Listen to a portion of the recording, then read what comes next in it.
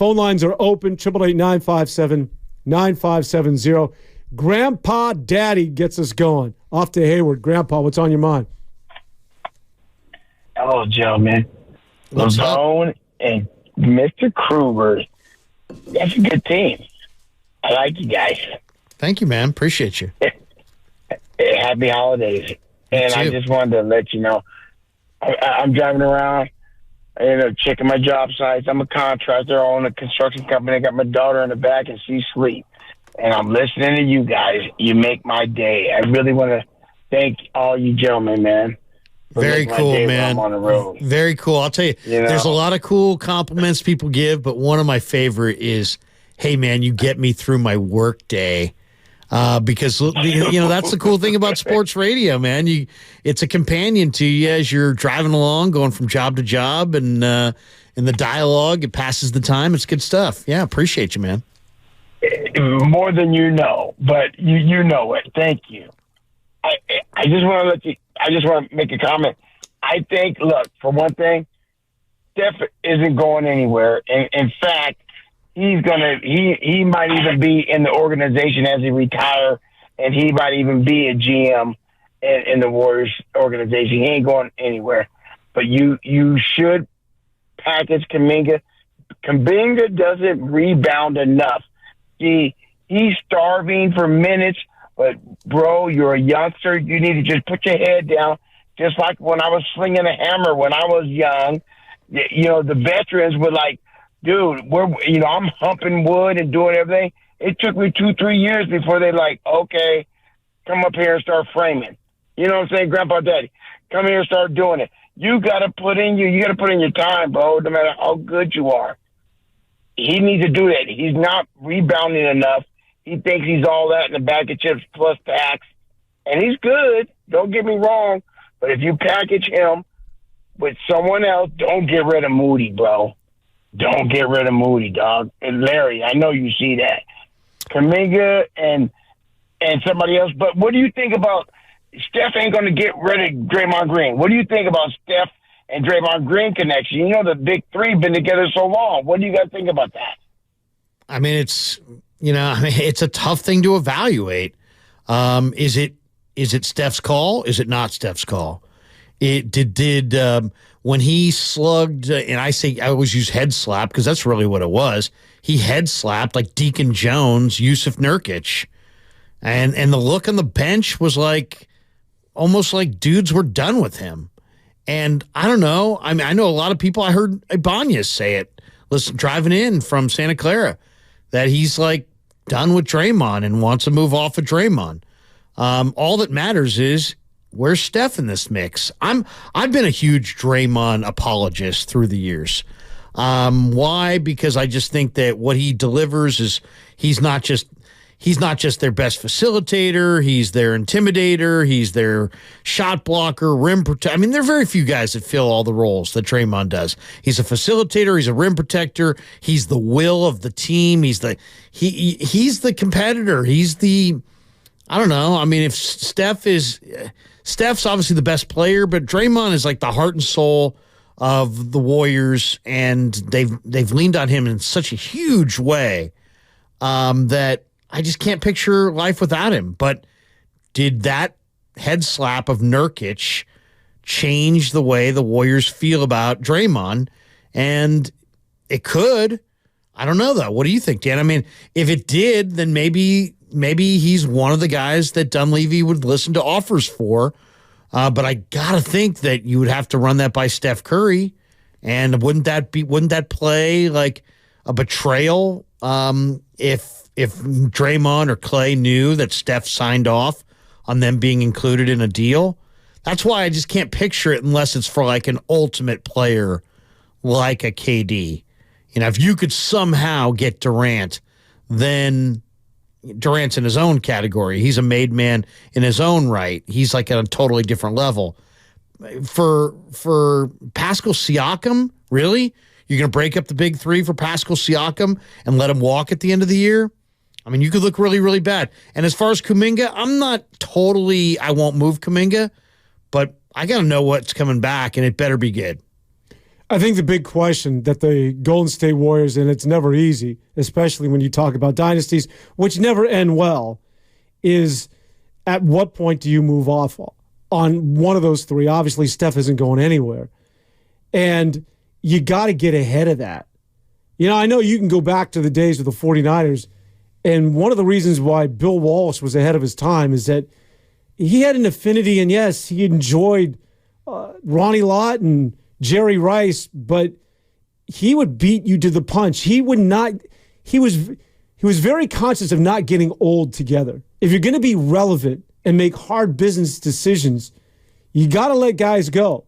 And a lot of that was predicated because he saw the Pittsburgh Steelers, which was the previous dynasty prior to Bill Walsh and the 49ers, get old with the steel curtain and Terry Bradshaw and that love affair they have with that blue-collar town.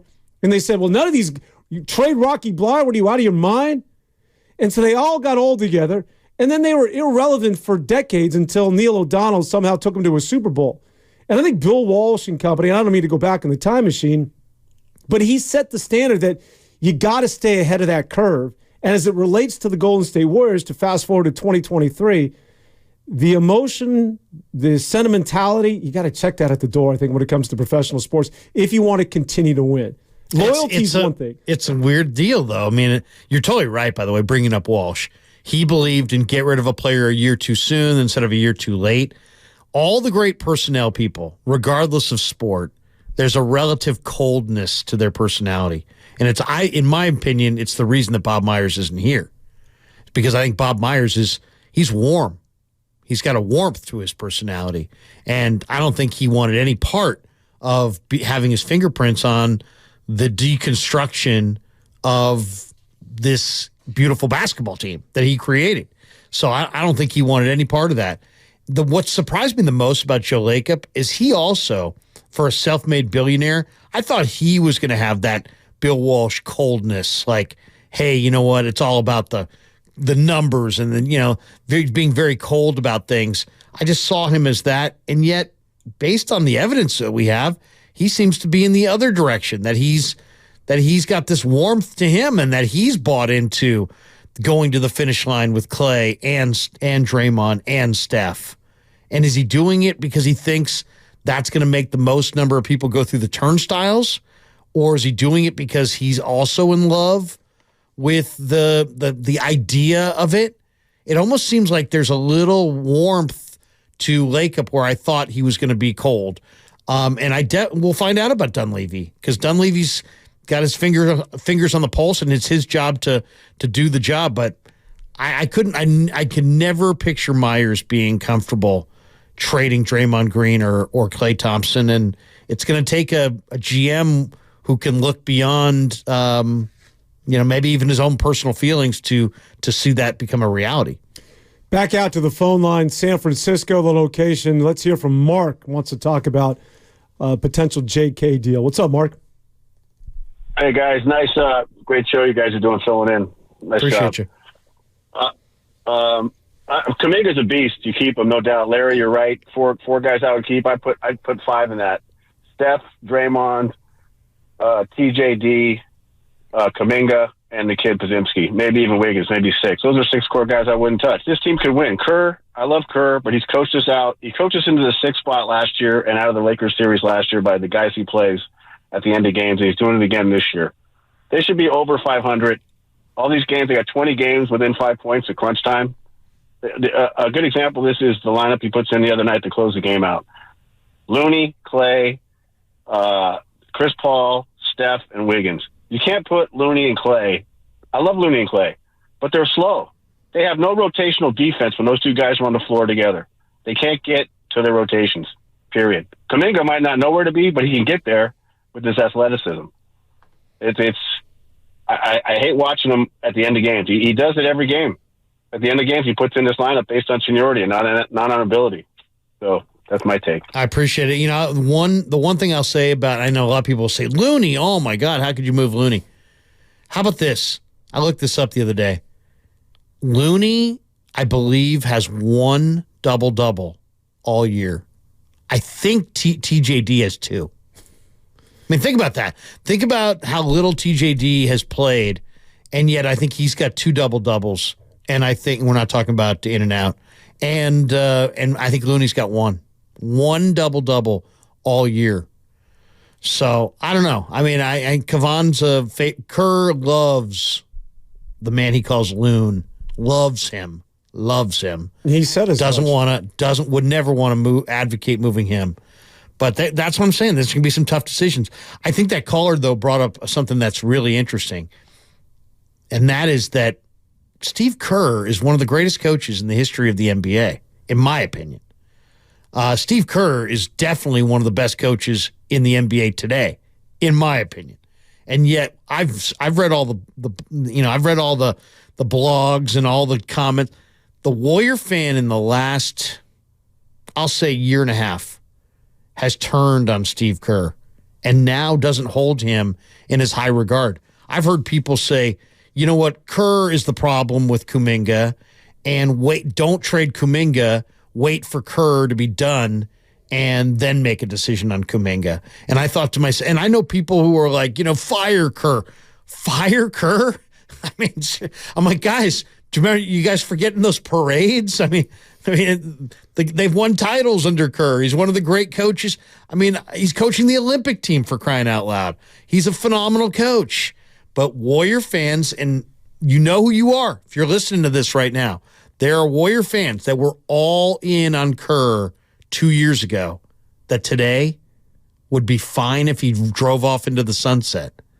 How does that happen so fast? I mean, talk about what have you done for me lately? Well, I think that you just nailed it. I think that's just that's fandom.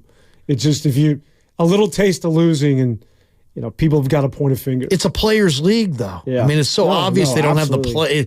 It's their players need. They need better players. They need more players in their prime. Look around the league. There's so many talented players now. I watch OKC. They look great. I watch Minnesota. They look great. Every team's got all these young players with size. New Orleans looks good. All these teams look good, and they've got all these talented players that all have size. And young. And they're young, and they've got 3 and 4 of them on every roster. This league is the West especially, very, very competitive. You're listening to 95.7 The Game, KGMZ FM and HD1 San Francisco, always live on the free Odyssey app, Twitch, and YouTube. Phone lines are jammed. Mark in San Francisco wants Corey Kispert. Mark, what's on your mind, buddy? Hi, gentlemen. Hi, Larry. How you doing, buddy? Mark, man, Mark and I used to live out in the outer Sunset. We used to shoot hoops, and we talk. Mark, I can remember us debating, should they draft Dale Ellis or Russell Cross? Seriously, I mean, Mark and I go way back to Mark and I used to be like neighbors in the Sunset back in the, Dale Ellis out of Tennessee? Yeah, Dale Ellis, Russell Cross, Antoine Carr. Remember that draft, Mark? Oh, I do, and I used to get a scouting report from you every time I play hoops with you. So seriously, Mark and I go back. We used to play a lot of one-on-one back in the day. That's right. Larry, I like Corey Kispert a lot, and I think if the Warriors had somebody like that coming off the bench to give us some additional scoring, I think he'd be the perfect fit. I don't know if we could get him, but that would be one guy I'd love to have. Well, and what do you think, Dan? I mean, Kispert can shoot it, no question. Yeah, no, Corey Kispert is a good shooter. Mark, I'm sorry. You know what? I didn't pay attention to what it is that you're saying, but your voice, I got a question for you. Are you a member of the Dolphin Club by chance? I'm not, no. Oh, I'm sorry. Okay, give it to me again. What is the Corey Kispert trade? Well, he hasn't really proposed a trade. He's just somebody that I would like to acquire if we could get him. Yeah, no, he fits. He's big, and he's a shooter. The young man out of Gonzaga you're referring to. Again, 38% from three on the year. He can shoot it. 73% from the foul line. But are we talking? I guess I'm missing what it is that Mark wants to do here. Are we just acquiring him because if you want to get him in a trade, I don't think it makes a lot of sense because he's not necessarily filling a real area of need for the Golden State Warriors. He is younger, but I think there's, I think if there's an area that they covet, and this is ongoing, it's that 4 spot. But maybe Jonathan Kuminga is the guy. But it's somebody that you slot in between, the Steph, the Klay, and Draymond Green. Somebody who gives you size, but also is a two-way player that can get out and close defensively, but also give you a level of presence on the interior, which they don't really have. Who's their second primary scorer? I mean, they've also talked about getting a second scorer, a big time second scorer next to Steph. I think that's also the question. The thing about it too, they're very, people talked about, the Warrior roster at the beginning of the year. You could see just by the look of it in training camp that they were stacked as far as depth. They've got a lot of guys, but it also becomes a nightly debate over who should play, especially now that you drafted Podziemski, who's ready to play right now, and Trace Jackson-Davis, who played 4 years at Indiana and can block shots and rebound and knows how to play. And so he's ready to play right now. And then you've got the suspension of Green, which is kind of, changed the dynamic, the injury to Peyton. But eventually those guys are coming back, and it's going to be, Steve has just a lot of tough decisions on a nightly basis of who exactly to play. But that's a good thing compared to last year. You'd rather have more depth than no depth, but it also kind of, opens you up to criticism and second guessing. And as I said, all the guys that he wants to play are the veterans who are technically outside of Steph, kind of in a descending mode. And then you've got ascending players like Podziemski and TJD and Kuminga, who would ascend faster if they got more minutes. All right, back out to the phone lines. Say hello to Jonathan, who's playing GM. Jonathan, who do you want to trade, buddy? I can't believe I'm saying this, but I waited 20-plus games. I mean, it's kind of like there's something in the way. We see flashes of this Warriors, a strong bench, and we all know Steph still got it, man. And if the business is still trying to win a championship, Draymond Green is going to be a part of that because that man is essential to winning. What I'm talking about is somehow they got to find a way for guys like Podziemski and Trace Jackson-Davis to play on the regular. Well, a caller touched on it earlier that Steve Kerr has some kind of like seniority when it comes to playing time, honors the championship 5, the senior guys over the young guys. Well, what I'm saying is there's something in the way because I don't think Klay is a willing, player to sit on the bench. And I think, Kerr, I think he's kind of like he doesn't have it in him to do it to Klay. So if the Warriors want to improve, it's not so much about trying to bring in another guy right away. I think they just need to find a way to play the young guys more. And I don't know if that's trading Klay because I would hate that. I'd love to see the core 3 retire and be statues someday, but I think that's going to be the hard move that they had to make this year if they want to go for a championship. Thanks, Jonathan. Napa Valley. I'm sorry. He might be right. I mean, he might be right. One of the things that it wouldn't bother me is if they played the young guys in the lineup with Steph and brought, and brought Looney and Klay off the bench. Instead of starting Looney and Klay, bring those guys off the bench and start other guys, start some of the younger guys. But the thing is, it's pretty obvious that Klay's having a hard time coping with the different stages of his career. And I think he would view that as a major negative, and it would probably ruin him. And I think Steve is totally aware of it to the point where he doesn't.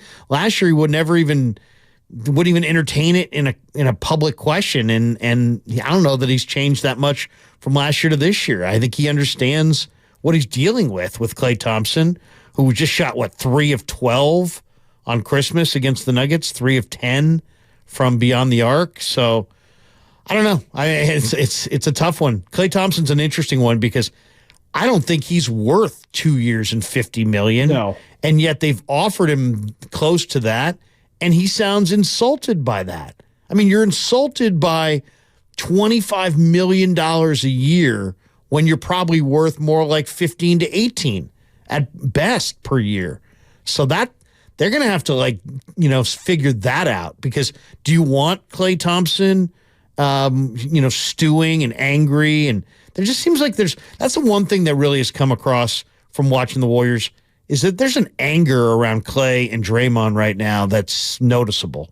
I think if there was, not that he's expendable, but of the big 3, if we were in Vegas, I think the betting odds between Draymond, Steph, and Klay, if one of them is going to go, who's it going to be that's going to be the first out the door? I think the betting line would be, the heavy numbers would be on Klay because of the contract and because of the fact that he is, to me, physically, has clearly lost a step compared to the other two, defensively especially. And then that probably means Kuminga goes too, because Klay Thompson makes $40-something million a year, and he's not worth. And the NBA rules stipulate you got to take guys back who make close to that. So that's an awful lot of, that's a unique player. That, I mean, unless you're going to trade. To me, the one thing that I thought the other night when I watched him play the Clippers and Jerry West was in the house was like, you know what? I could see him playing for the Clippers. Just because there's Paul George there, there's Kawhi there, those contracts all match up. There's, James Harden's there. He makes 35. Jerry West, we know, loves Klay Thompson. Jerry West was probably one of the reasons they drafted Klay, definitely one of the reasons they didn't trade him for Kevin Love. So I could see, if Klay were moved, I could definitely see him playing for the Clippers, and I think there's a deal to be made there.